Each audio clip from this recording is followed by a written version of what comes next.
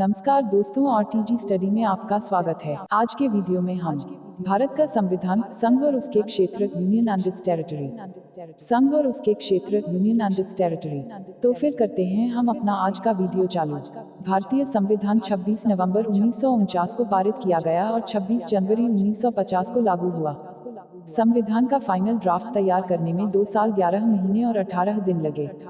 आए दिन नए राज्यों की मांग होती रहती है, जैसे कि आपको पता होगा 2014 में नया राज्य तेलंगाना बनाया गया, सन 2000 में उत्तराखंड, झारखंड आदि बने और अभी भी निरंतर राज्यों की मांग होती रहती है, जैसे पूर्वांचल आदि। भारतीय लोकतंत्र के पास क्षेत्र को लेकर हमेशा तनाव चलता रहता है और यह बड़ी चुनौती है। हमेशा किसी राज्य को विशेष दर्जा हासिल करना चाहते हैं और क्षेत्रवाद की भावना चलती रहती है। जैसे बिहार राज्य हमेशा अलग स्टेट का दर्जा चाहती है। संघ के अंतर्गत परिभाषा तथा भाग 1 जिसमें अनुच्छेद 1 से 4 तक वर्णित है तथा राज्यों के पुनर्गठन की बात की जा रही है। आर्टिकल 1 में भी राज्यों की सूची दी गई है। इसमें लिखा है कि भारत राज्यों का संघ होता है। इसमें एक देश के 2 नाम क्यों हैं और इसमें यूनियन का प्रयोग क्यों हुआ है? इसका मतलब शक्तियों के विभाजन से है। भारत में जब कॉन्स्टिट्यूशन बन रहा था तो नाम को लेकर कंफ्यूजन था कि क्या लिखा जाए। दूसरे देश में भारत की पहचान इंडिया के नाम से हुई थी और भारत को इंडिया के नाम से प्रयोग होता था। अनंततः यह निष्कर्ष निकाला गया कि दोनों नाम रखा जाए। इसी तरह भाषा को लेकर भी विवाद किया गया। सभी ने अपनी भाषा को नेशनल लैंग्वेज बनाने को कहा था। नेशनल लैंग्वेज न बनाकर हिंदी को ऑफिशियल लैंग्वेज बनाया गया। अब हम जानते हैं यूनियन का प्रयोग क्यों हुआ। यूनियन का मतलब हम अपने आप से जुड़े हैं और अब हम अलग नहीं होंगे और अलग होने का अब कोई चांस नहीं है। जब राज्यों का केंद्र के साथ मिलने और न मिलने का संशय था तो इसलिए यह रखा कि या तो विलय किया जाए या न किया जाए। विलय राज्य फिर अलग नहीं होगा। इसमें कोई एग्रीमेंट नहीं होता है। इसमें स्टेट और सेंट्रल दोनों आपस में जुड़े होते रहते हैं और भारत का यूनियन एक संगठन है। यह कई राज्यों में विभाजित होता है पर राज्यों को अलग होने का कोई प्रावधान नहीं है। यह एक देश एक इकाई के रूप में कार्य करता है।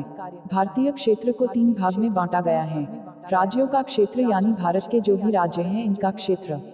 संघ का क्षेत्र जो केंद्र के अधीन है। यदि भारत के राज्य किसी क्षेत्र को अधिग्रहित करते हैं, कुछ राज्यों को विशेष स्टेटस दिया गया है, जैसे महाराष्ट्र, गोवा, कर्नाटक आदि अनेक हैं। इसी प्रकार 5वीं और 6वीं शेड्यूल के अनुसार कोई राज्य व्यवस्था की जा सकती है। आर्टिकल 2 इसमें केंद्र को शक्ति प्रदान की गई है। राज्यों को प्रवेश और उनकी स्थापना पार्लियामेंट द्वारा किया जाएगा। आर्टिकल 3 संसद कानून बनाकर निम्न कार्य कर सकती है। नए राज्यों का परिवर्तन, नए राज्यों का निर्माण, राज्य की सीमा को बदल सकती, नाम में परिवर्तन कर सकती, क्षेत्र में विस्तार। आर्टिकल 4 इसमें आर्टिकल 368 के अनुसार संविधान में संशोधन करने वाली कानून नहीं है। ऊपर दी गई किसी प्रकार की कोई विधि अनुच्छेद 368 के प्रयोजनों के लिए इस संविधान का संशोधन नहीं समझी जाएगी। क्या पार्लियामेंट किसी भाग को दूसरे देश को दे सकती है? जी हाँ, पार्लियामेंट को यह अधिकार है कि भारतीय संघ को किसी को दे सकती है। न्यायालय साधारण रूप से ऐसा नहीं कर सकती। इसके लिए संविधान संशोधन करना होगा। सुप्रीम कोर्ट ने कहा कि सीमा निर्धारण के लिए संविधान संशोधन की आवश्यकता नहीं है। कार्यपालिका भी ऐसे निर्णय ले सकती है और भावी सरकार भी इस पर निर्णय ले सकती है।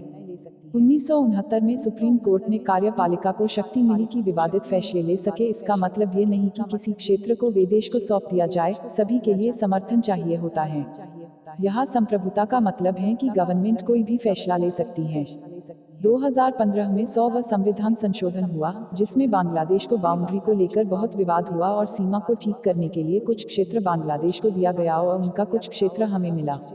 स्वतंत्रता के समय 508 राज्य हमें मिले। पहली बार भाषा के आधार पर विलय हुआ 1912 में। बिहार, उड़ीसा आदि भाषा के आधार पर अलग हुए थे। शुरू से ही राज्यों का पुनर्गठन में भाषा का आधार बना रहा। सभी भाषा के आधार पर राज्यों का पुनर्गठन गलत था, परंतु यही हुआ। कमीशन ने कई बार यह संदेश दिया कि भाषा के आधार पर राज्यों का गठन अनुचित है। मामला रुका नहीं, कई लोग अनशन भी किया और यही कारण था कि भाषा के आधार पर राज्यों का गठन हुआ। फजल अली 1956 में राज्य पुनर्गठन आयोग पारित हुआ, नए राज्य गठन हुआ। इसके बाद राज्य और संघ राज्य बने।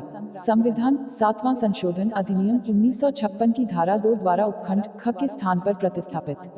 संविधान 35वां संशोधन अधिनियम 1974 की धारा 2 द्वारा 1 मार्च 1975 से अंतःस्थापित। संविधान 7वां संशोधन अधिनियम 1956 की धारा 29 और अनुसूची में संशोधन। अनुच्छेद 368 के अनुसार इस संविधान में जो बातें उल्लेख की गई हो उसके बाद भी संसद अपनी संविधायी शक्ति का प्रयोग करते हुए इस संविधान के किसी उपबंध का परिवर्तन या निरसन के रूप में संशोधन इस अनुच्छेद में बताए गए प्रक्रिया के अनुसार कर सकेगी। इस संविधान के संशोधन का आरंभ संसद के किसी सदन में इस प्रयोजन के लिए विधेयक पुरस्थापित करके ही किया जा सकेगा और तब वह राष्ट्रपति के समक्ष प्रस्तुत किया जाएगा, जो विधेयक को अपनी अनुमति देगा और तब संविधान उस विधेयक के निबंधनों के अनुसार संशोधित हो जाएगा।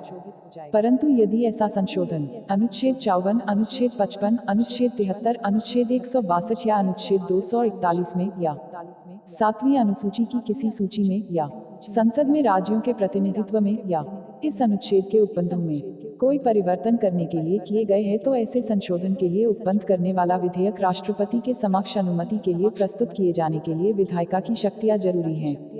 कुछ राज्यों में भी परिवर्तन हुआ, जैसे उत्तर प्रदेश, मैसूर, दिल्ली आदि का नाम बदला गया। उत्तरांचल से उत्तराखंड नाम बदल गया। अभी हाल में उड़ीसा के नाम में बदलाव हुआ है। अगर आपको हमारी आज की यह वीडियो पसंद आई हो तो हमारे चैनल को सब्सक्राइब और वीडियो को लाइक जरूर कर दीजिएगा।